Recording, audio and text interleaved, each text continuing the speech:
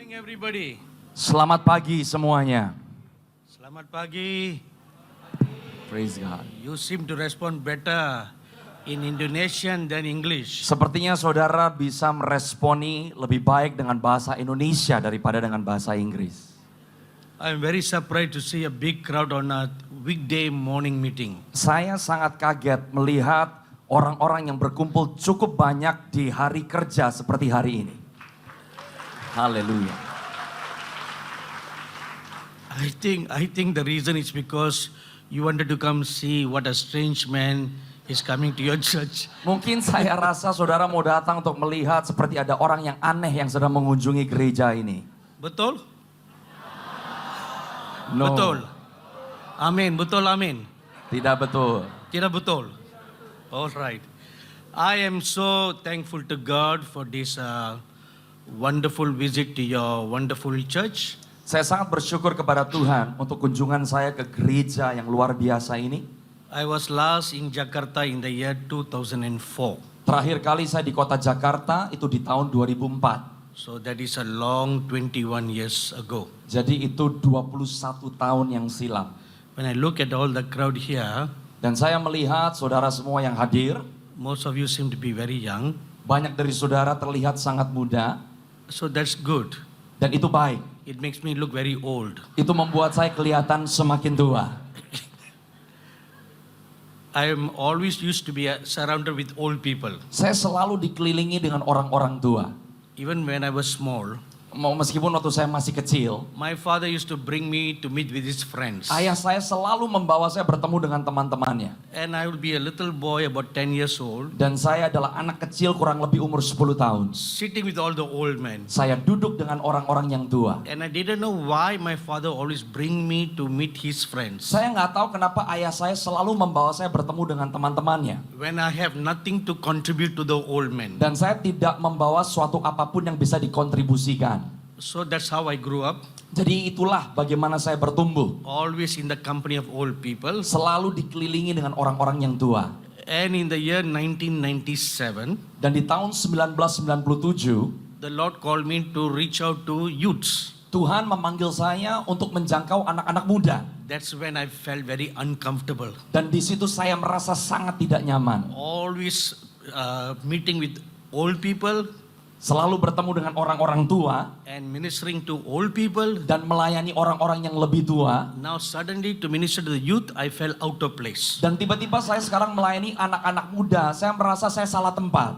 But God brought a great revival among the youths in the Himalayas in India. Tapi Tuhan membawa suatu kebangunan rohani yang dahsyat di antara anak-anak muda yang ada di Himalaya, India. From 1997 right up to the year 2014. Tahun 1997 sampai tahun 2014.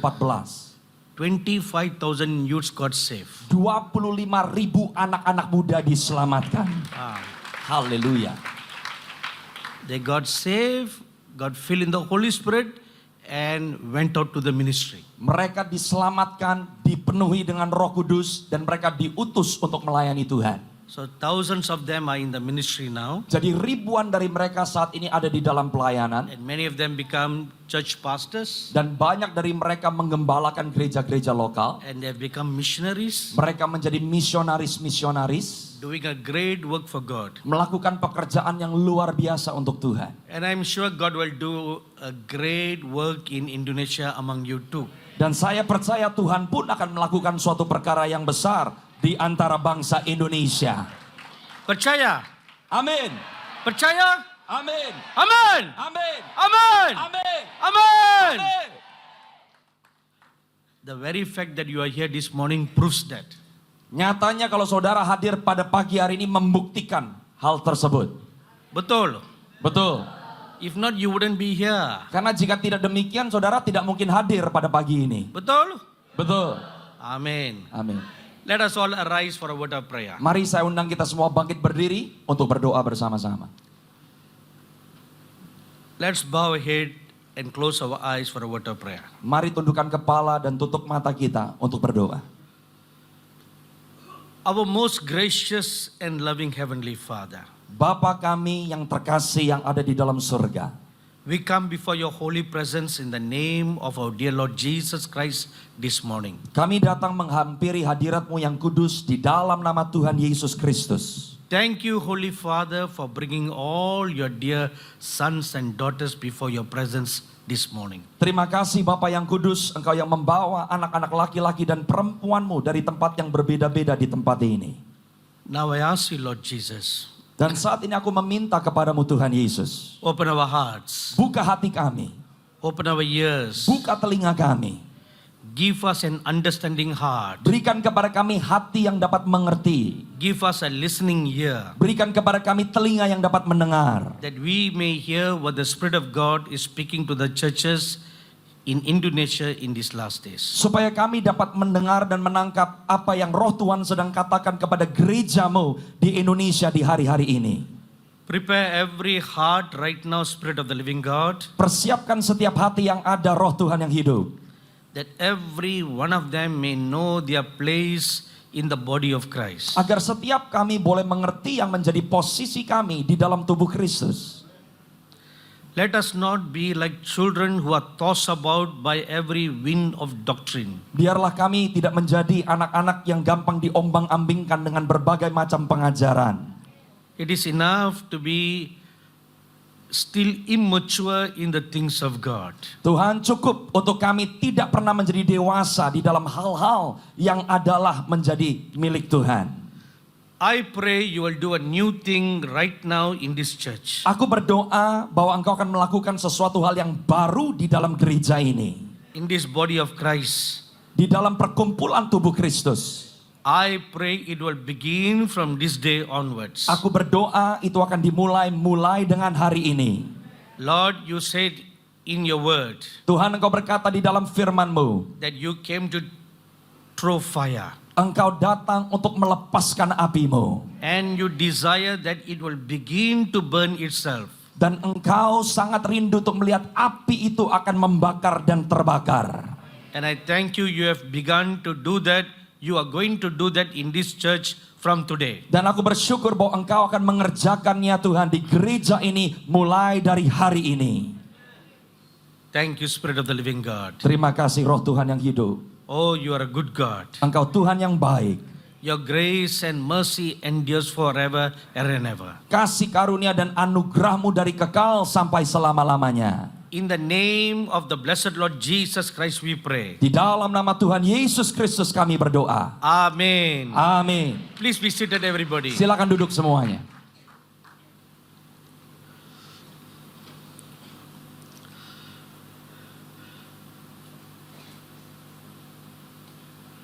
You know, if you read in the Holy Bible, Saudara, kalau saudara membaca di dalam Alkitab, every time God sends a prophet to a nation, setiap kali Tuhan mengutus nabinya kepada sebuah bangsa, they never ever bring good news. mereka seringkali tidak membawa pesan yang baik. That's a pattern you see in the Holy Bible. Saudara akan melihat sebuah pola yang ada di dalam Alkitab. From Genesis right up to Revelation, you see this pattern. Dari kitab Kejadian sampai kitab Wahyu Anda akan menemukan pola tersebut. That is why they always have a bad reputation. Oleh sebab itu seringkali mereka membawa reputasi yang buruk. And that is why the Lord Jesus said, Oleh sebab itu Tuhan Yesus berkata, the prophets are the one who are always stoned and killed by the people. para nabi adalah orang-orang yang selalu dilempari batu dan dibunuh oleh rakyat. Nobody likes bad news. Gak ada yang suka dengan berita buruk. Betul? Betul. Everybody likes good news. Semuanya suka berita yang baik. Betul? Betul. But that's not good. Tapi itu gak baik. You know, if you eat too much of sugar, Kalau saudara terlalu banyak makan gula, is it good or bad? baik atau gak baik? What? Tidak baik. Bad. Tidak baik. Betul. Betul. So too much sugar is very bad. Jadi kalau kebanyakan gula itu tidak baik. So too much blessings are also very bad. Jadi kalau kebanyakan berkat itu juga tidak baik. Betul. Betul. Betul. If too much of sugar is bad, Kalau kebanyakan gula itu tidak baik, too much blessings are also very bad. jadi kebanyakan berkat juga tidak baik. We need balance. Kita perlu keseimbangan.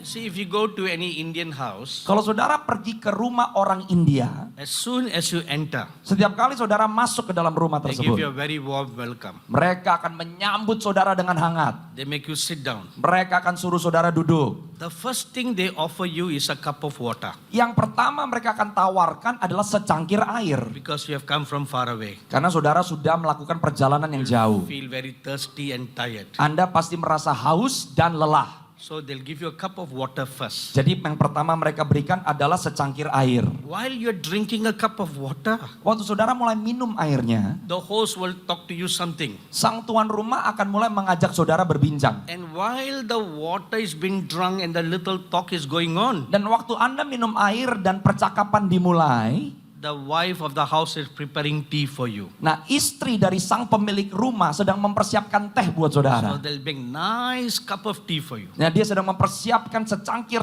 teh yang lezat. And there are 3 kinds of tea. Dan ada 3 macam teh. Minimum 3. Minimal ada 3 macam. Ordinary tea Ada teh yang biasa, with masala tea teh dengan masala, or with cardamom tea. atau teh dengan kardamom. So different kinds. Jadi teh yang bermacam-macam. So when they bring the tea, Waktu mereka menyajikan tehnya, it's not just tea. bukan hanya teh. They also bring some snacks. Mereka juga bawa makanan-makanan ringan. Usually it's sweet snacks. Biasanya makanan ringan yang manis. But remember I told you earlier, too much sugar is not good. Nah, tapi saudara ingat tadi saya bilang kan, kebanyakan gula itu nggak baik. So the Indian people follow this very carefully. Jadi orang India tuh mengikuti ini dengan seksama. So on one plate they are sweet.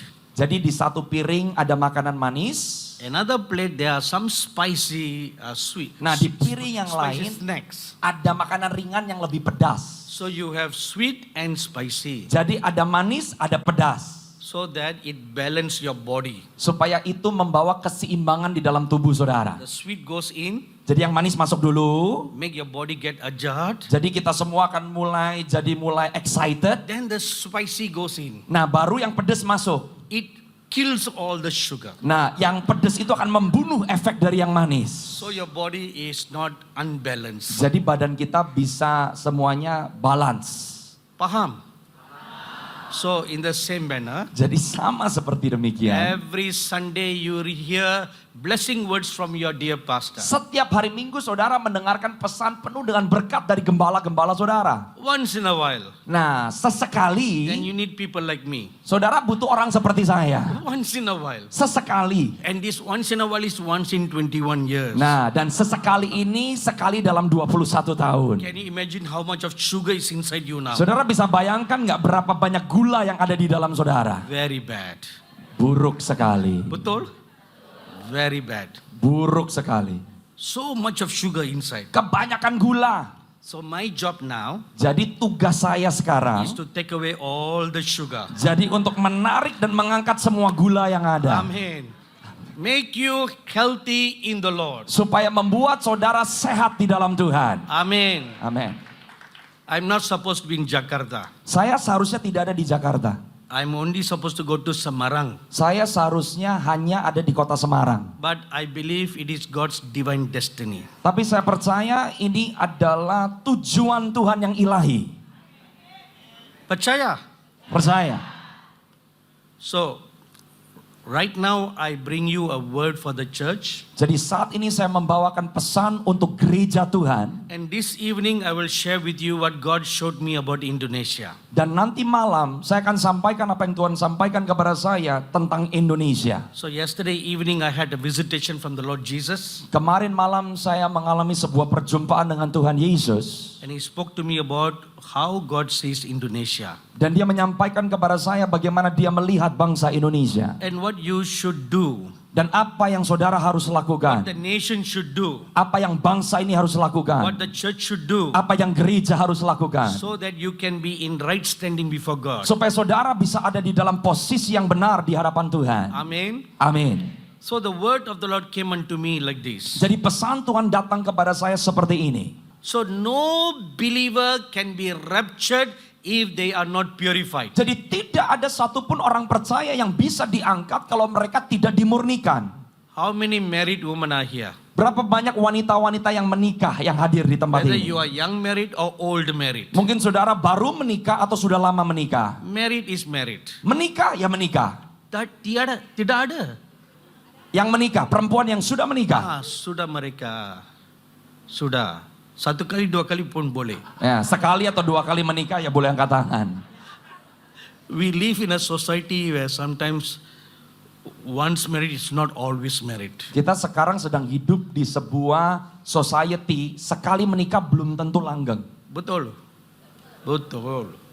So those of you who put up your hand, Jadi setiap saudara yang tadi angkat tangan, you may remember the day that you got married. saudara mungkin ingat hari waktu saudara menikah. Before the day of your marriage, Sebelum hari pernikahan saudara, you spend a long time preparing for the day. saudara mempersiapkan diri begitu lama untuk hari itu. And then on the day of your marriage, Dan pada hari pernikahan saudara, again you go through a lot of process, sekali lagi saudara melalui begitu banyak proses. beautifying process. Saudara mempercantik diri. So much so, Sampai begitunya, sometimes the bride is hardly recognizable. sampai seringkali mempelai wanitanya nggak bisa dikenali. Betul.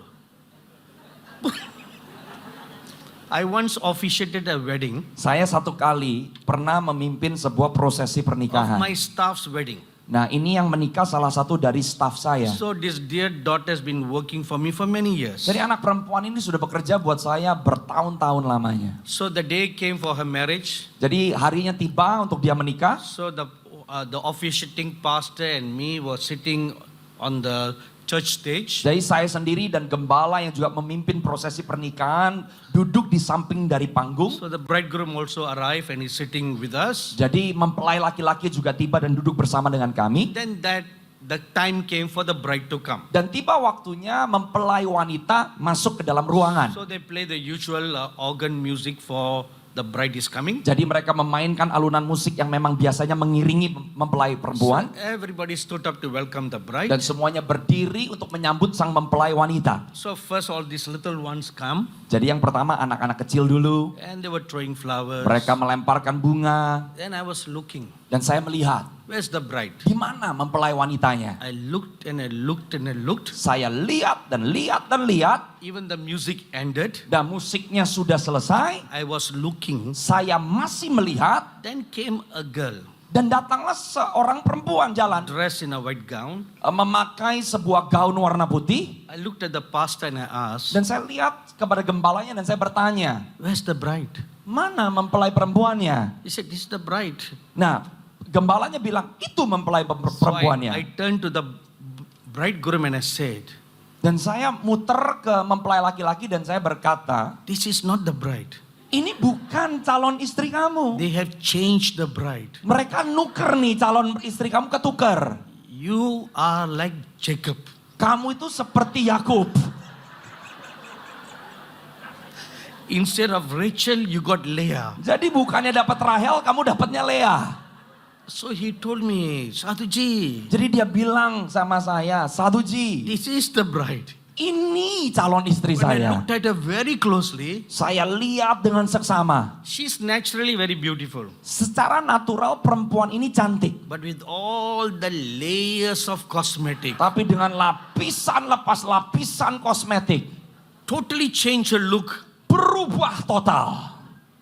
So, every bride goes through a change like that. Jadi setiap mempelai wanita selalu melewati proses yang In the seperti same itu. manner, Demikian pula. the body of Christ will go through a process. Tubuh Kristus akan melewati sebuah proses. Putting on the makeup Kita memakai kosmetik. is in the Bible called the beauties of holiness. Di dalam Alkitab tercatat sebagai keindahan daripada kekudusan. So every believer must put on the makeup called the beauties of holiness. Jadi setiap orang percaya harus memakai kosmetik yang namanya keindahan dari kekudusan. But this kind of cosmetic you cannot buy from any mall. Tapi kosmetik yang seperti ini tidak bisa dibeli di mall. This cosmetic is only available from the Holy Spirit. Kosmetik Karismatik ini hanya bisa didapatkan dari Roh Kudus. When you yield your life, Waktu saudara menyerahkan hidup when saudara, you submit your life, saudara mau menundukkan kehidupan saudara. when you subject your life to be purified, Waktu saudara mau menyerahkan diri untuk dimurnikan, then you become purified. baru setelah itu saudara dimurnikan. Then the fire of the Holy Spirit will come Maka api Roh Kudus akan datang to burn all your flesh untuk membakar setiap kedagingan and make you purer, dan membuat kita murni, purer, murni, purer. murni. How long? Sampai kapan? Till the master thinks it's perfect. Sampai sang Tuan merasa cukup dan sempurna. So this never ends. Jadi pemurnian ini tidak akan It keeps berakhir. on going, Ini akan terus berlanjut, Going. berlanjut, going. berlanjut. About 10 years ago, Kurang lebih 10 tahun yang lalu, we produced a Christian movie. kami memproduksi sebuah film Kristen. So after the movie was directed, Setelah film ini selesai disutradarai, so I sat down with the editor saya duduk dengan editor to edit the movie. untuk mengedit filmnya. So the movie was a short movie for 45 minutes long. Filmnya bukan film yang panjang, hanya mungkin durasi 45 menit. So every evening I will sit with the editor and go through the movie. Jadi setiap malam saya pasti duduk dengan sang editor untuk mengulangi film tersebut. So the editing went on for 1 month. Nah, proses editingnya berjalan kurang lebih 1 bulan. So after the editor leaves in the evening, Setelah editornya pulang di malam hari, I will again view the movie again. saya akan lihat lagi filmnya. And the editing went on for another 1 month. Dan film itu akan kembali dikelola 1 bulan lagi. So one day the editor asked me a question. Satu hari si editor tanya sama saya satu pertanyaan. He said, "Sir, Dia berkata, Pak, the movie is nicely edited. filmnya sudah diedit begitu rapi. How long more are we going to go on editing?" Berapa lama kita akan terus mengedit film tersebut? So I told the editor gave him an answer. Jadi saya kasih satu jawaban. Until I feel there's no more editing to be done, Sampai saya merasa tidak perlu lagi dirubah atau diedit filmnya. there's nothing more can be done. Yang nggak ada lagi yang bisa dilakukan. Till then we'll keep on doing it. Sampai saat itu kita akan terus mengedit. This is same way the Holy Spirit does a work in your life. Dan ini hal yang sama seperti yang dilakukan Roh Kudus di dalam kehidupan He'll kita. keep on burning you. Dia akan terus membakar kita. Keep on chiseling you Dia akan terus menampi kita. until you are perfected. Sampai kita disempurnakan. Until nothing more can be done for you. Sampai tidak ada lagi yang bisa dilakukan terhadap kita. When nothing more can be done for you, Waktu tidak ada lagi yang bisa dilakukan, then you will hear a word. maka kita akan mendengar satu kata. Come home. Pulang, Come home. pulang. You are perfect now. Kamu sempurna The sekarang. bride is ready. Mempelai wanita siap. So no more necessary for the bride to stay away from the bridegroom. Jadi sudah tidak ada lagi alasan mempelai wanita untuk begitu jauh dari sang mempelai laki-laki. And I tell you one secret today. Dan hari ini saya mau kasih tahu satu rahasia kepada saudara. There is going to be a corporate catching away of the bride of Christ. Bahwa akan ada pengangkatan korporat yang mengangkat kesatuan tubuh Kristus. But the secret is not that. Tapi rahasianya bukan itu. The secret is Rahasianya, you don't need to wait for that corporate. saudara nggak perlu menanti sampai pengangkatan massal atau pengangkatan korporat. You can be ready now. Saudara bisa siap sekarang. If you are ready now, Kalau saudara siap sekarang, then you'll be caught up maka saudara akan diangkat before that corporate catching away. sebelum pengangkatan massal. Amen. Amin. So the more you yield to the Holy Spirit, Jadi semakin kita berserah kepada Roh Kudus, the more you'll be changed and transformed. semakin kita akan diubahkan dan ditransformasi. Amen. Amin. So the word of the Lord is, Jadi pesan Tuhan adalah judgment will begin in the house of God. penghakiman akan dimulai di dalam rumah Tuhan. This is the word that came to me on the 16th of January 2025. Ini adalah pesan Tuhan yang datang kepada saya tanggal 16 Januari 2025. I was praying one afternoon Saya sedang berdoa di satu sore hari. and an angel walked up to me Seorang malaikat datang menghampiri saya. and he handed me a note Dan dia memberikan kepada saya seperti sebuah tulisan. On the note was written a scripture. Dan di dalam catatan tersebut ada ayat yang tertulis. Please turn your Bibles with me to the book of 1 Peter chapter 4. Mari kita buka sama-sama dari 1 Petrus pasal yang keempat.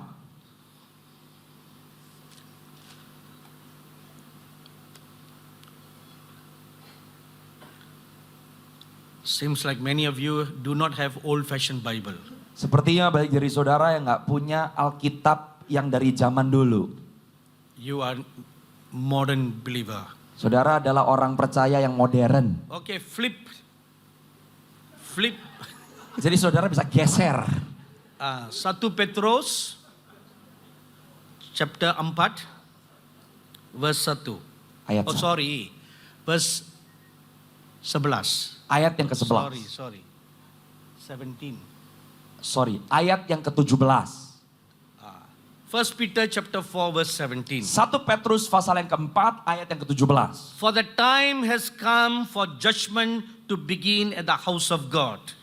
Sebab telah tiba saatnya penghakiman dimulai dari rumah Allah sendiri. And if it begins with us first, Jika penghakiman itu dimulai pada kita, what shall be the end of those who do not obey the gospel of God? bagaimana pula kesudahannya dengan mereka yang tidak percaya pada Injil Allah? Now look at the first part. Saudara lihat bagian yang pertama. The time has come. Waktunya telah tiba. This is the important word you need to take note of. Saudara harus perhatikan kalimat ini. The time has come Bahwa saatnya telah tiba. for judgment to begin in the house of God. Untuk penghakiman dimulai di dalam rumah Tuhan. Why the house of God should be judged first? Kenapa rumah Tuhan yang harus pertama dihakimi? Because you are going to be judges. Karena saudara akan menghakimi. You are going to become a judge to judge the world. Saudara akan menjadi hakim yang menghakimi dunia. So before you can be a judge, Sebelum saudara bisa menjadi seorang hakim, the judge must first be clean. seorang hakim, si hakim harus terlebih dahulu dibersihkan. The judge must be guiltless. Hakim tersebut harus pertama tidak didapati celah. The judge must be someone who cannot be faulted. Sang hakim adalah seseorang yang tidak bersalah. If you are faulted,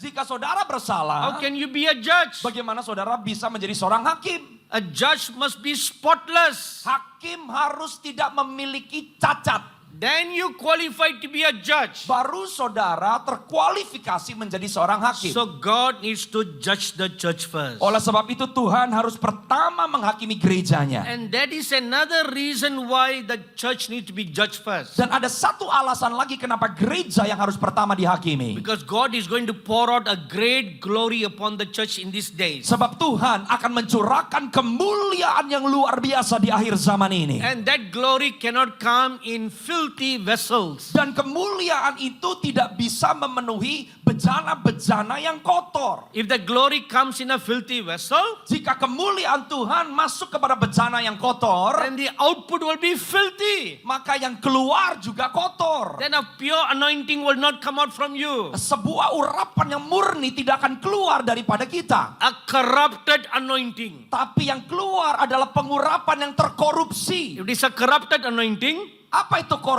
pengurapan yang terkorupsi? then it is not the work of the Holy Spirit. Dan jika pengurapannya terkorupsi, maka itu bukan pekerjaan Roh Kudus. Then it is the work of evil spirits. Tapi itu adalah pekerjaan roh-roh jahat. They will come to work through you. Mereka akan bekerja melalui kita. In the external, miracles will take place. Di luarnya mujizat terjadi. Healings will take place. Kesembuhan terjadi. But it is not the work of the Holy Spirit. Tetapi itu bukan pekerjaan Roh Kudus. So that is why you must be spotlessly clean. Oleh sebab itu kita harus bersih tanpa cacat. Let me give you one very good example. Saya akan berikan satu contoh yang sangat baik. In Acts chapter 2 verses 1 to 4, Kalau saudara baca kisah para rasul pasal yang kedua ayat yang pertama sampai ayat yang keempat, we read about the first outpouring of the Holy Spirit in this world. kita akan melihat pencurahan Roh Kudus yang pertama di dunia ini. And that gave birth to the church. Dan itu melahirkan gereja. And the church was full of fire and full of the Holy Ghost. Dan gereja dipenuhi dengan api dan Roh Kudus. And one message the apostle Peter preached. Hanya satu khotbah yang disampaikan oleh Rasul Petrus. 3,000 people got saved. 3.000 3.000 orang diselamatkan. And the Bible tells us Dan Alkitab berkata, many signs and wonders were done by the hands of the apostles. banyak tanda-tanda dan mujizat yang dilakukan melalui tangan para rasul. And then a little persecution came in the church. Dan persekusi mulai terjadi di gereja. And they stood bold. Tapi mereka menjadi berani. There were laws enacted against the church. Banyak hukum-hukum yang dituliskan untuk menentang gereja. You read this in Acts chapter 4. Saudara bisa baca di Kisah Rasul pasal yang keempat. The apostles Peter and John were arrested. Rasul Petrus dan Rasul Yohanes mereka ditangkap. False charges was put on them. Dan ada dakwaan-dakwaan palsu yang ditudingkan kepada mereka. They stood trial. Dan mereka akhirnya berdiri di depan And the pengadilan. judge was cross-examining them. Dan sang hakim lagi menguji atau mengecek. And the final verdict was, Dan akhirnya keputusannya adalah, you should not preach in this name anymore. kamu tidak boleh lagi berkhotbah dengan nama ini. You can do your service inside your church, Kamu bisa melakukan ibadah kamu di dalam gerejamu. in your house, Di dalam rumahmu. but you're not supposed to preach it outside. Tapi kamu nggak boleh mengkhotbahkannya di luar. So this was the judgment. Jadi ini adalah yang menjadi penghakiman. So before the judge put his signature, Sebelum sang hakim menandatangani hukuman atau hak penghakimannya, Peter lifted up his hand. Petrus mengangkat tangannya. So the judge looked at him. Dan sang hakim melihat kepada Petrus. Yes, what do you want? Dan sang hakim berkata, apa yang kamu mau? And the apostle Peter made a statement like this. Dan Rasul Petrus berkata seperti ini. We will rather obey God than obey the laws of men. Lebih baik kami mentaati Tuhan daripada mentaati hukum manusia. And the moment he said that, Waktu dia berkata seperti itu, the judge was going to just let him go. nah si hakim tadinya mau melepaskan mereka. The judge was so angry. Tapi si hakim jadi sangat marah. He ordered Peter and John to be whipped.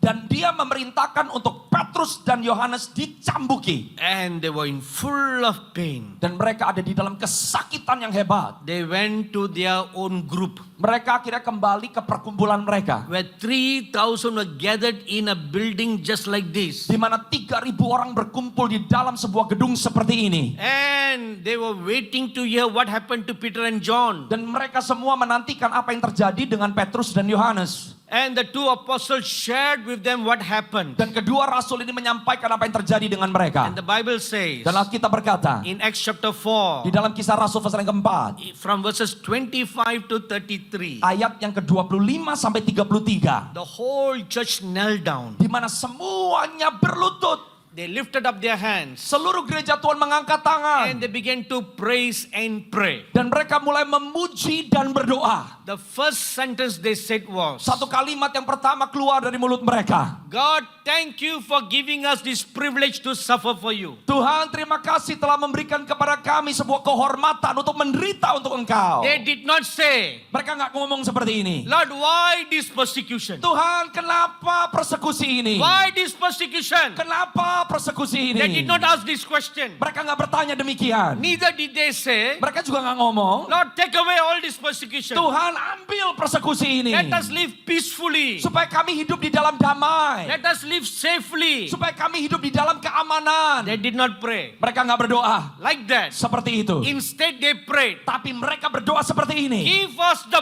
boldness, Berikan kepada kami keberanian. that with greater boldness, Supaya dengan keberanian yang lebih. we will preach your word. Kami akan memberitakan firman-Mu. And you stretch out your hand Dan Engkau yang mengulurkan and tangan-Mu. do signs and wonders and miracles. Lakukan tanda-tanda yang ajaib dan mujizat. When they prayed like that, Mereka berdoa seperti the itu. Bible says, Dan Alkitab for berkata, the second time the Holy Spirit came down. dan untuk kedua kalinya Roh Kudus dicurahkan. Just like in the first time, Seperti di pertama kali, the place where they were shaken, tempat di mana mereka berdiri tergoncang. and every one of them filled in the Holy Dan Spirit. semuanya dipenuhi dengan Roh Kudus. And the greater witness they gave for the Lord Jesus. Dan mereka bersaksi dengan lebih luar biasa untuk Tuhan Yesus. This was how the church was born. Dan ini adalah peristiwa kelahiran Now gereja. let's come to chapter 5. Nah sekarang kita ke Kisah Rasul pasal yang kelima. Now by this time the church has grown from 120 believers to 8,100 believers. Di Kisah Rasul pasal yang kelima, gereja sudah berkembang dari 120 kepada kurang lebih 8.500 orang. So it's a very big church now. Jadi gerejanya cukup besar. And they only had one service. Dan mereka cuma punya satu kebaktian. No multiple services. Gak punya kebaktian ganda. And the one service is not from like 10 to 12. Dan satu kebaktian bukan dari jam 10 pagi sampai jam 12 siang. It lasts as long as the Holy Spirit wanted. Kebaktiannya terus berlangsung sesuai dengan kehendak Roh Kudus. Today we organize everything. Hari ini kita mengatur segala sesuatu. Multiple services. Kita bikin kebaktian-kebaktian ganda. So much so, Saking banyaknya, if the service is supposed to end at 11:30, kalau kebaktiannya seharusnya selesai jam 11.30, if the Holy Spirit came at 11:25, kalau Roh Kudus datang dan hadir dan 11.25, we said, sorry Holy Spirit, kita akan ngomong, Roh Kudus mohon maaf, you came late. kamu terlambat. We are going to finish our service now. Kita mau menyelesaikan kebaktian kita dulu. Please come back the second service. Tolong datang di kebaktian yang kedua. This may seem funny, Ini mungkin kedengarannya lucu. but did you realize that this is exactly what happens every Sunday? Tapi saudara sadar nggak bahwa ini yang sebetulnya terjadi setiap hari Minggu. Betul. All over the world. Di seluruh dunia. This happens every Sunday. Ini terjadi setiap hari Minggu. That is why the church is weak. Oleh sebab itu gereja lemah. It is no more a church. Bukan lagi gereja. It's a club. Tapi klub. It's a social gathering. Tapi ini adalah perkumpulan sosial. Hari ini masak apa? Hari ini masaknya apa? What did you cook today? Hari ini masak apa? What did you wear today? Hari ini pakai baju apa? Oh, cantik. Kamu kelihatan cantik. Oh, so nice. Where did you buy? Oh, kamu bagus banget, beli di mana bajunya? Oh, the mall in Puri. Oh, belinya saya di Mall Puri. Go to that mall. Oh, kamu pergi ke Mall Oh, Puri. your glasses so nice. Waduh, kacamata kamu bagus. Where did you buy? Beli di mana? Di Amazon. Beli di Amazon. Order from Amazon. Kamu bisa pesan online. This is how church has become. Dan ini sekarang yang menjadi kondisi gereja. Rather than studying the word of God. Bukan lagi mempelajari firman. Betul.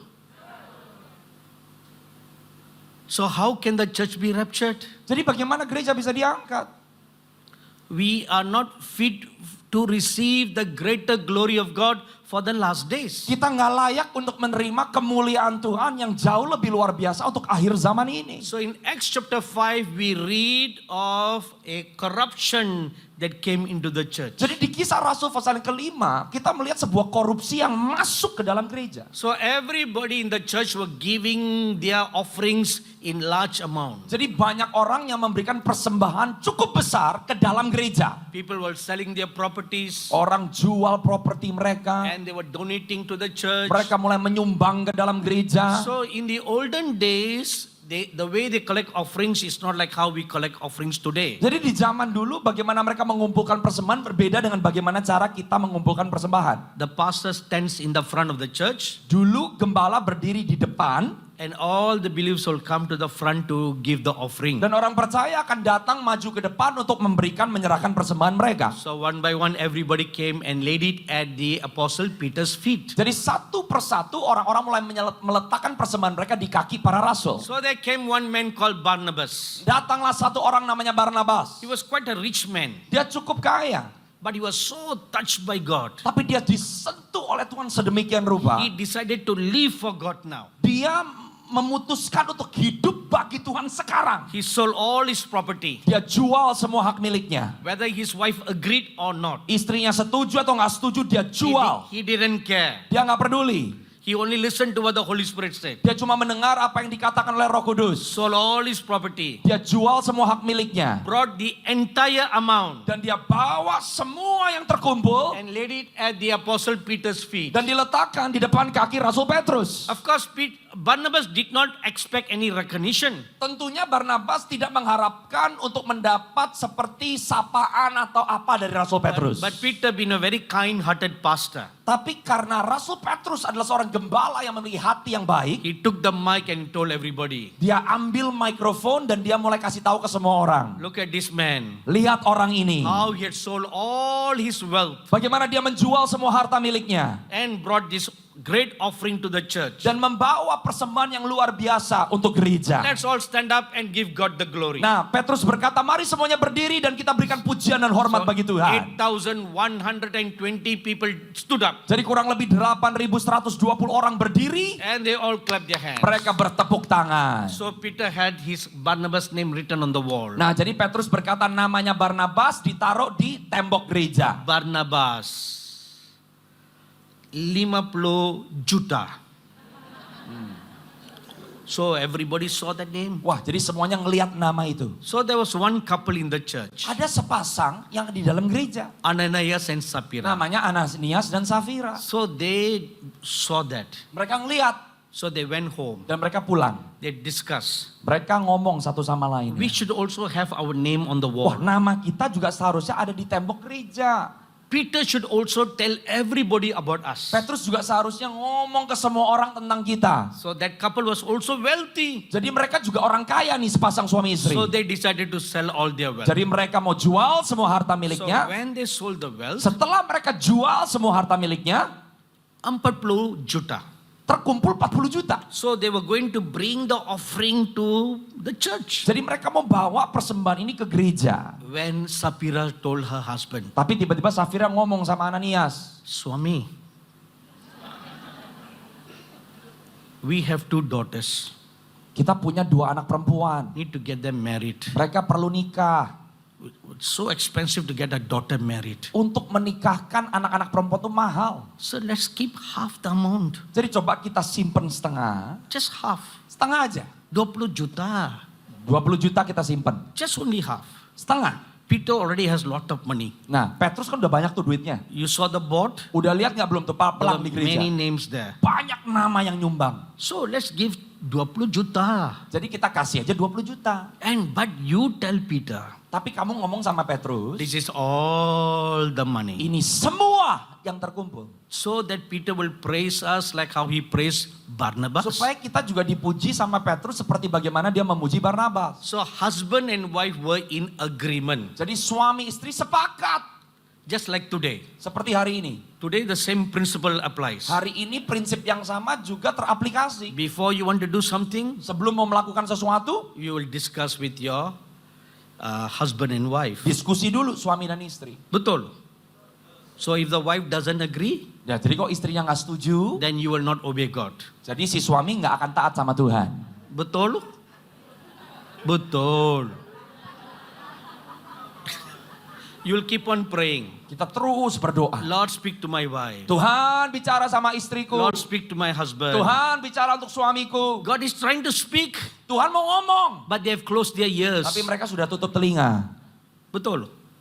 So if they already closed their ears, Jadi kalau telinganya udah ketutup, how is God going to speak? gimana Tuhan mau ngomong? And they will wait all their life until they go to the grave. Dan mereka akan menanti seumur hidup sampai masuk ke kuburan. So in this case, both of them were in one heart, one mind. Jadi kembali ke Ananias dan Safira, mereka satu hati, satu pikiran. Now that is corruption. Tapi itu korupsi. So they brought the offering to Peter. Mereka bawa persembahannya ke Rasul Petrus. So he instead of Peter announcing to the whole church, Nah, tapi kali ini Rasul Petrus nggak ngomong ke semua gereja. Ananias decided to help Peter. Nah, Ananias berusaha membantu Petrus. So he came to the front, Dia maju ke depan, said it at the top of his voice, dia ngomong pakai suara sekencang-kencangnya. so that the whole church can hear. Supaya seluruh gereja bisa dengar. Peter, Petrus, this is all the money from our estate. ini semua uang yang dikumpulkan dari penjualan rumah. And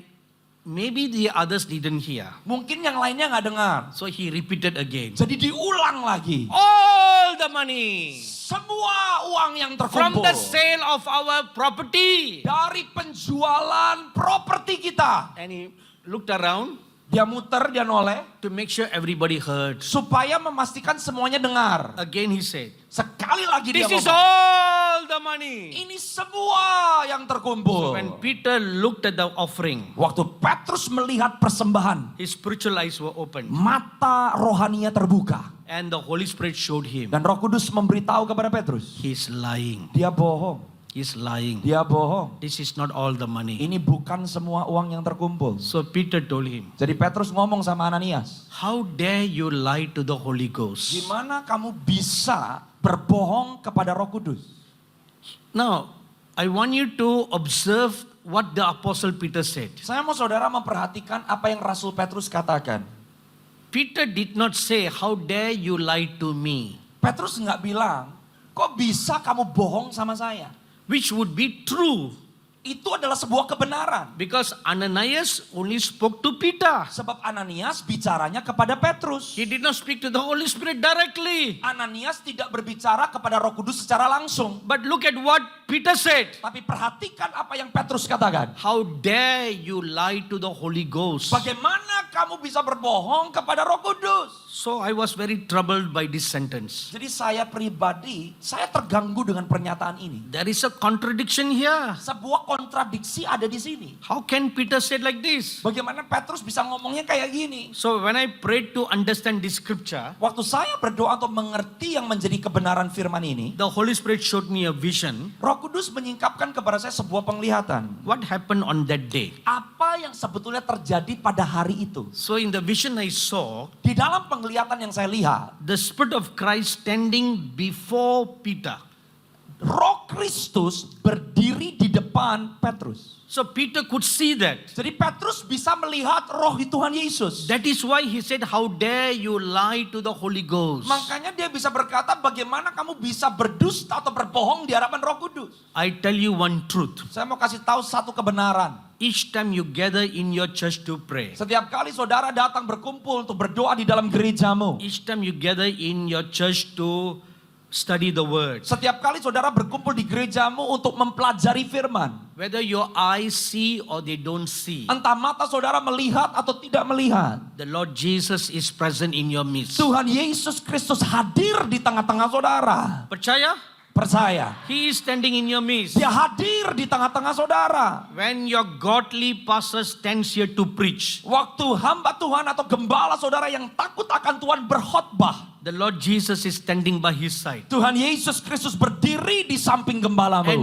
inspiring him to speak the word that God gives. dan memberikan inspirasi kepada gembala saudara untuk menyampaikan firman. That is why it is very important to come with a humble heart in the house of God. Oleh sebab itu penting untuk datang ke dalam rumah Tuhan dengan hati yang merendah. Because you're not coming to a church service. Sebab saudara bukan hanya menghadiri sebuah kebaktian gereja, You are coming to present yourself in the house of God before God. tapi saudara sedang datang untuk mempersembahkan diri saudara di hadapan Tuhan. And the Lord will be there in your church. Dan Tuhan hadir di dalam dan di tengah-tengah gereja saudara. Amen. Amin. That is why it is very important Oleh sebab itu sangat penting to come into the house of God with the fear of God. untuk datang ke dalam rumah Tuhan dengan takut akan Tuhan. So when Peter confronted Ananias, Jadi waktu Rasul Petrus berhadapan dengan Ananias, you see, he asked him, how much you sold the land? Petrus bertanya, berapa yang kamu dapatkan dari penjualan tanahmu? From this you learn one thing. Dari pernyataan ini kita belajar satu hal. Before judgment, God gives you a chance to repent. Sebelum penghakiman selalu ada kesempatan untuk pertobatan. An opportunity was given for repentance. Sebuah kesempatan diberikan untuk pertobatan. Peter did not ask Barnabas this question, Petrus tidak menanyakan pertanyaan ini kepada Barnabas. but he asked Ananias this question. Tapi dia bertanya kepada Ananias. How much did you sell? Berapa yang kamu dapatkan? Again he lied. Sekali lagi Ananias berbohong. Second time he lied. Kedua kali dia It berbohong. was then the apostle Peter said, Dan di situ baru Rasul Petrus berkata, how dare you lie? bagaimana kamu bisa berbohong? Even when you were given an opportunity to repent, Sebab meskipun kamu diberikan kesempatan untuk bertobat, instead of repenting, bukannya bertobat, you dared to lie. kamu berani berbohong. You dared to lie. Kamu berani berbohong. You dared to sin. Kamu berani berdosa. How dare?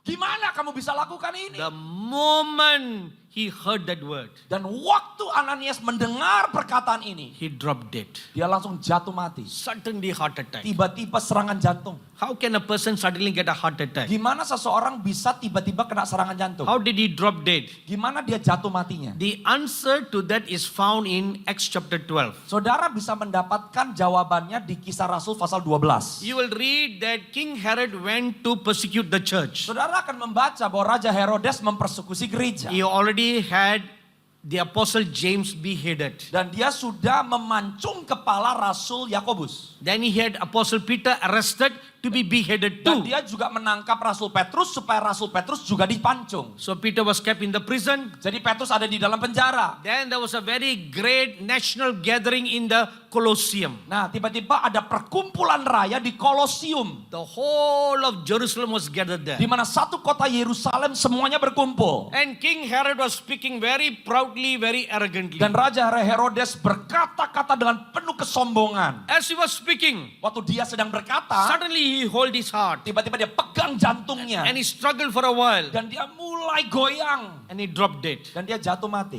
So Herod's doctor came running and checked his pulse. Jadi dokternya Herodes datang untuk ngecek nadi. And the verdict was announced. Dan diberitahu kepada semua orang. Our king died of cardiac arrest. Bahwa raja kita meninggal karena serangan jantung. This is how the world sees. Ini yang dilihat oleh orang banyak atau dunia. But I'm going to show you another picture Tapi saya mau kasih sama saudara sebuah gambaran from heaven's point of view. dari perspektif surga. There was an angel of the Lord who stood beside Herod. Ada seorang malaikat yang berdiri di samping Herodes. And he had a sword in his hand. Ada pedang yang di tangan malaikat ini. And he struck Herod. Dan malaikat ini menyambar Herodes. So Herod died not of cardiac arrest, Jadi Herodes mati bukan karena serangan jantung. but because he was killed by an angel of the Lord. Tapi dia dibunuh oleh seorang malaikat Tuhan. This was what happened to Ananias also. Dan ini yang juga terjadi dengan Ananias. So there's always not only the Lord Jesus present in your midst, Jadi saudara harus tahu bukan hanya Tuhan Yesus yang selalu hadir. but also the angel of your church present in your midst. Tapi saudara harus tahu bahwa malaikat yang diutus untuk gereja saudara selalu hadir. If you read the book of Revelation chapter 2 and chapter 3, Kalau Anda baca Wahyu pasal yang kedua dan pasal yang ketiga. every church has an angel. Setiap gereja punya malaikat. The angel is appointed by God Dan malaikat masing-masing gereja dikhususkan oleh Tuhan. to bring word from God to the church. Untuk membawa pesan Tuhan bagi gereja tersebut. We read this in the Bible, Kita lihat ini di Alkitab. but I saw the reality of this in the year 1993. Tapi saya secara pribadi melihat dengan nyata di tahun 1993. I was invited by a church to speak at their Sunday service once in the nation of Singapore. Saya satu kali diundang oleh sebuah gereja berbicara di ibadah hari Minggu di Singapura. So on the Wednesday of that week, I was fasting and praying. Jadi di hari Rabu sebelum hari Minggunya, saya sedang berdoa dan berpuasa. What word I should go and preach in that church? Saya bertanya kepada Tuhan, pesan apa yang harus saya sampaikan kepada gereja yang akan saya kunjungi. As I was praying, Waktu saya berdoa, an angel of the Lord appeared before me. seorang malaikat muncul di depan saya. And he said this, Dan dia berkata, I am the angel of the church where you are going to go this Sunday. saya adalah malaikat yang dikhususkan untuk gereja yang akan kamu kunjungi hari Minggu. And this is the word that God wants you to bring to the church. Dan ini adalah pesan yang Tuhan mau untuk engkau bawa ke gereja ini. And the angel listed down the shortcomings in the church. Dan malaikat ini mulai mencatat dan memberitahu yang menjadi kelemahan atau kekurangan gereja ini. So when you go to the church, Dan malaikat ini berkata untuk kamu pergi ke gereja ini, you must address all these issues. kamu harus menyampaikan setiap isu yang aku sampaikan kepadamu. So I noted down all that. Jadi saya catat semuanya So I went to the church on a Sunday. dan saya pergi ke gerejanya di hari Minggu. One of the elder of the church picked me up from my house. Salah satu dari penatua gereja tersebut menjemput saya di rumah. Very rich man. Orang kaya, Had a very nice fanciful car. punya mobil mewah.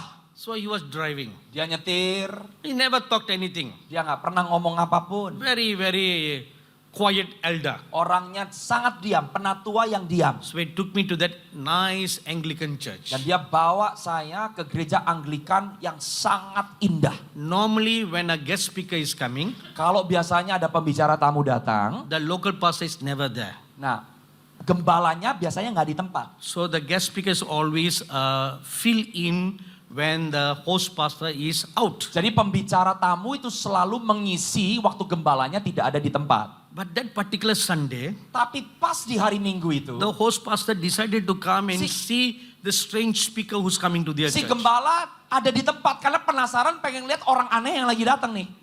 But when I saw the pastor, Tapi waktu saya ketemu sama si I gembala, felt very happy saya merasa sangat bahagia. because he and I had something in common. Karena kita berdua punya suatu kesamaan. I was wearing this long robe. Saya pakai jubah yang panjang The ini. pastor was also wearing a long robe. Gembalanya juga pakai jubah yang cukup panjang. Only difference is in the color. Bedanya cuma di warnanya. His was white, I was orange. Punyanya dia putih, punya saya oranye. So I felt very happy. Jadi saya merasa senang. At least I'm not so strange after all. Setidaknya saya nggak aneh sendirian.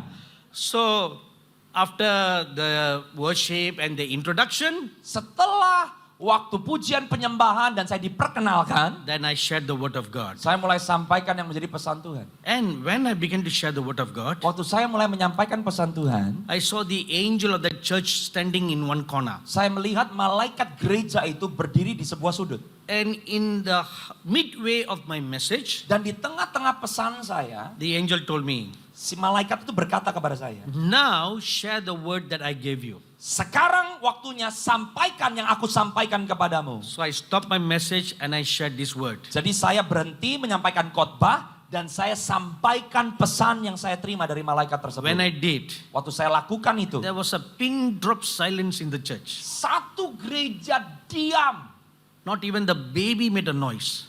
Bahkan anak bayi semuanya nggak ada yang nangis. Everybody quiet. Semuanya diam. And I delivered my message. Saya sudah selesai sampaikan semua pesannya. Every now and then I would turn and look at the pastor. Nah, sesekali saya akan coba noleh ngelihat reaksi dari You gembalanya. know, Anglican churches are very traditional, Nah, saudara harus tahu bahwa gereja Anglikan itu sangat tradisional. very orderly, Jadi sangat teratur, very nice. baik. So they have very high regal chair for the pastor to sit in one corner. Jadi biasanya di panggung ada satu kursi seperti tahta untuk sang gembala duduk. So each time I look at the pastor, Jadi kalau saya lagi noleh ngeliat gembalanya, he will be looking down at the Bible. dia lagi ngeliat Alkitab. So I didn't know whether he's angry, upset, or in Jadi saya agreement. nggak tahu nih dia marah, tersinggung, sedih atau apa. So anyway, I preached the word. Jadi saya sudah selesai dengan khotbah saya. And normally after the church service, Dan biasanya setelah kebaktian selesai, people will come for individual prayer. orang-orang akan mulai maju minta didoain. That day no one came. Hari itu nggak ada yang maju minta didoain. No one came. Nggak ada yang maju. They all left quietly. Semuanya pergi pulang dengan diam-diam. So the elder drove me back to my house. Nah jadi si penatua kembali mengemudi mobil nganterin saya pulang. And during the first quarter of the journey, Dan mungkin di seperempat perjalanan pertama, he was very quiet. diam. Never made any comments about the service. Tidak memberikan satu komentar pun tentang kebaktian yang sudah berlalu. So I thought the whole church must be very angry with me. Jadi saya pikir wah ini satu gereja marah nih sama saya. So then the elder turned and looked at me. Nah tiba-tiba si penatua memalingkan wajahnya dan ngomong begini. And I saw tears running down his eyes. Dan saya melihat air mata berlinang keluar dari matanya. And he said, Dan dia berkata, for 12 years I was praying 12 tahun saya berdoa. that God would send a prophet to our church Bahwa Tuhan akan mengutus seorang nabi ke gereja kami. and expose the sins in our church. Dan mulai menyingkapkan dosa-dosa yang ada di dalam gereja kami. Today it has come to pass. Hari ini tergenapi.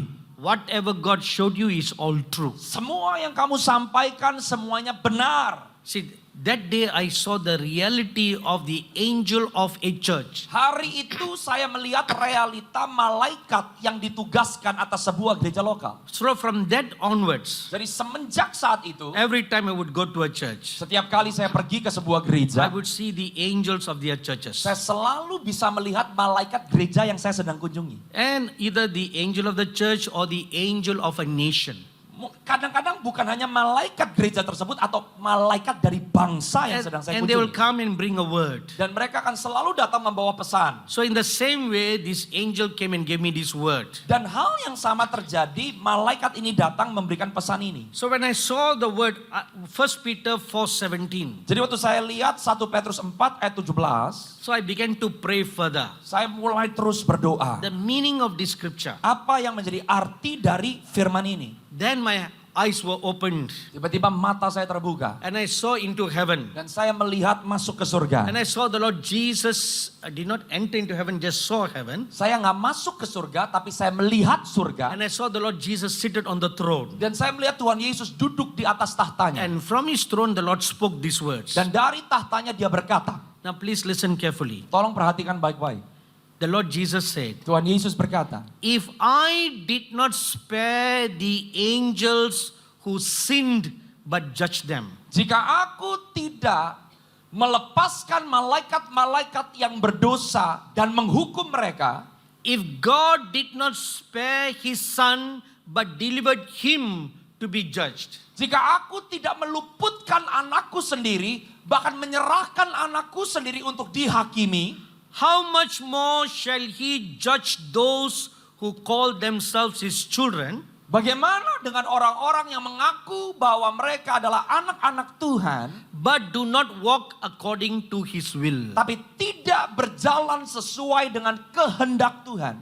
So this is the point. Jadi ini adalah penekanannya.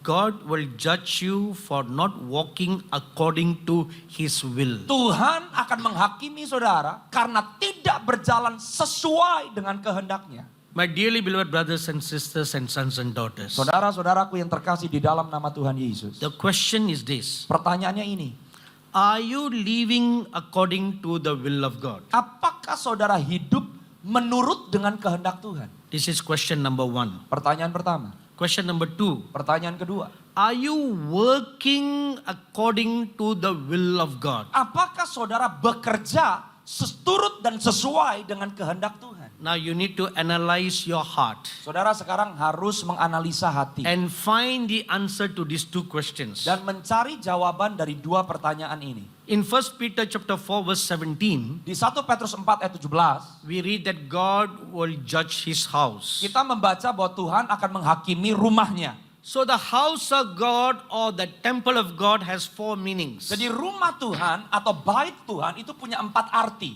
Number 1, Pertama, a physical temple of God. tempat fisik yang adalah bait Allah. Matthew chapter 21 verse 12. Matius 21 ayat 12. Luke chapter 1 verse 9. Lukas 1 ayat yang ke-9.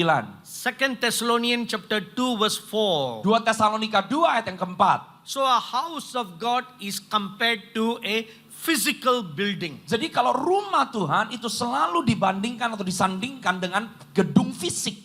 The second meaning of the house of God. Arti yang kedua dari rumah Tuhan. John chapter 2 Yohanes pasal yang kedua. verses 19 to 21. Ayat 19 sampai 21. The Lord Jesus calls his body the temple of God. Tuhan Yesus memanggil tubuhnya sebagai bait Tuhan. Number 3. Nomor 3. In Revelation chapter 3 verse 12. Wahyu pasal yang ketiga ayat yang ke-12.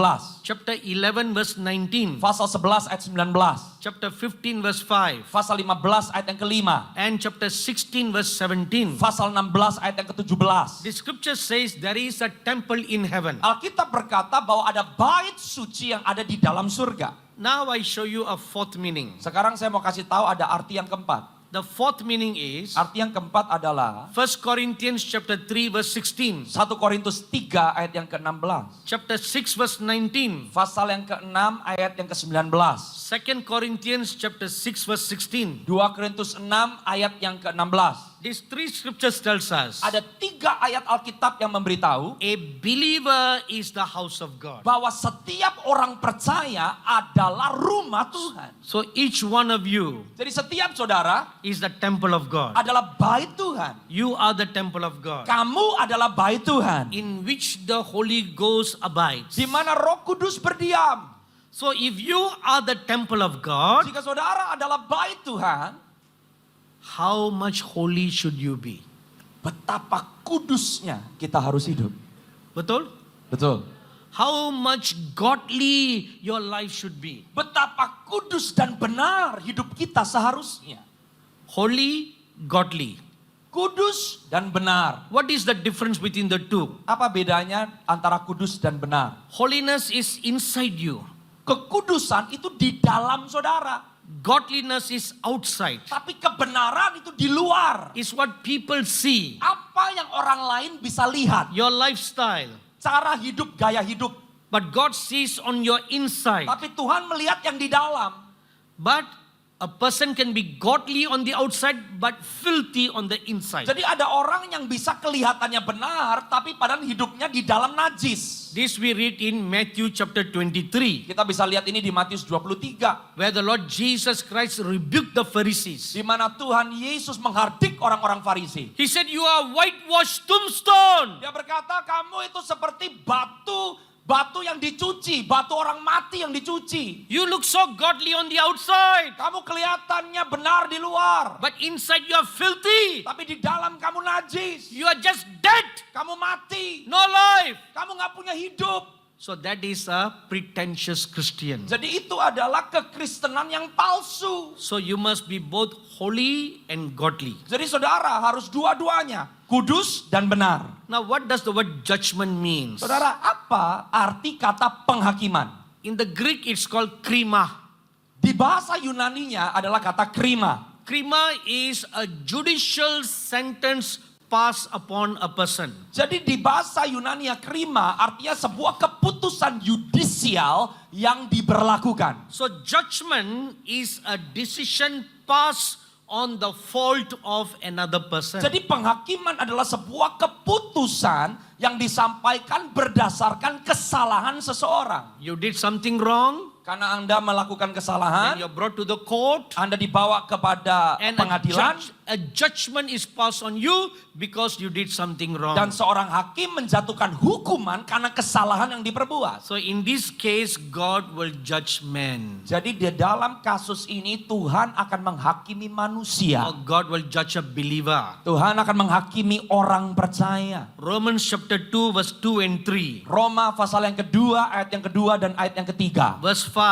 Ayat yang kelima. Romans chapter 14 verse 10. Roma 14 ayat yang ke-10. And 2 Corinthians chapter 5 verse 10. Dan 2 Korintus 5 ayat yang ke-10.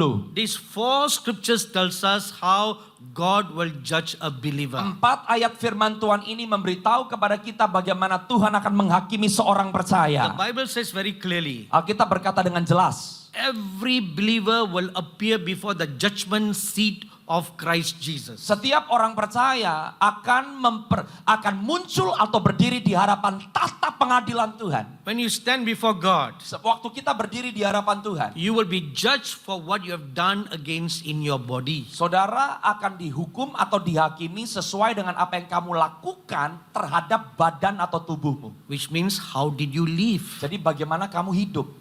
But in this case, Tapi di dalam kasus ini, the word that the Lord specifically told me is this: perkataan yang Tuhan dengan jelas sampaikan kepada saya adalah ini. I will judge them according to my will. Aku akan menghakimi mereka berdasarkan kehendakku. Did you live according to the will of God? Apakah kamu hidup seturut dengan kehendak Tuhan? Before you were born in this world, Sebelum saudara dilahirkan di dunia ini, God has already made a plan for your life. Tuhan sudah membuat rencana atas kehidupan You are saudara. not here by accident. Saudara tidak ada di dunia ini karena sebuah kecelakaan. This statement that I just made has two meaning. Nah, pernyataan ini punya dua arti. You're not in this meeting by accident. Saudara tidak ada di dalam pertemuan ini dengan sengaja. Neither are you in this world by accident. Saudara di pertemuan ini bukan karena sebuah kecelakaan. Anda juga tidak tiba-tiba karena kecelakaan muncul di dunia ini. You're not born because of the union of your father and mother. Saudara lahir bukan hanya karena persetubuhan bapak dan ibumu. That is the physical reason. Itu adalah alasan fisik. But you are born because God willed that you be born. Tapi saudara dilahirkan di dunia ini karena Tuhan berkehendak supaya Anda dilahirkan. You have a purpose. Saudara punya tujuan. Percaya. Percaya. Percaya. Percaya. You have a purpose. Saudara punya tujuan.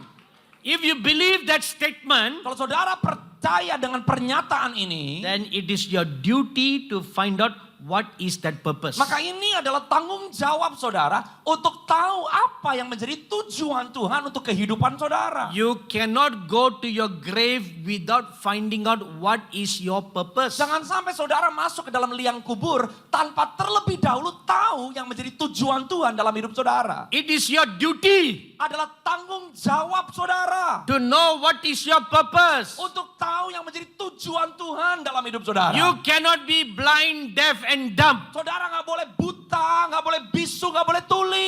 You cannot just be like a person who grow up, Saudara nggak boleh jadi orang yang hanya bertumbuh, get married, menikah, have a family, punya keluarga, raise up your children, mendidik, membesarkan anak-anak, and then die on your old age. terus mati di masa tua. Purposeless, meaningless. Nggak punya tujuan, nggak punya arti. That is not correct. Itu tidak benar. Because it is your duty to find out what is your purpose. Sebab adalah tanggung jawab saudara untuk tahu yang menjadi tujuan Tuhan dalam hidup saudara. Let me give you one example. Saya kasih satu contoh. In Jeremiah chapter 1 verse 5 we read, Di dalam kitab Yeremia pasal yang pertama ayat yang kelima kita membaca. the Lord spoke to Jeremiah who was only 15 years old. Tuhan berbicara kepada Nabi Yeremia yang pada saat itu berumur 15 tahun. Before I formed you in your mother's womb, Sebelum aku membentuk dan menenun engkau di dalam kandungan ibumu. before you existed in your mother's womb, Sebelum kamu ada di dalam kandungan ibumu. you were there before me.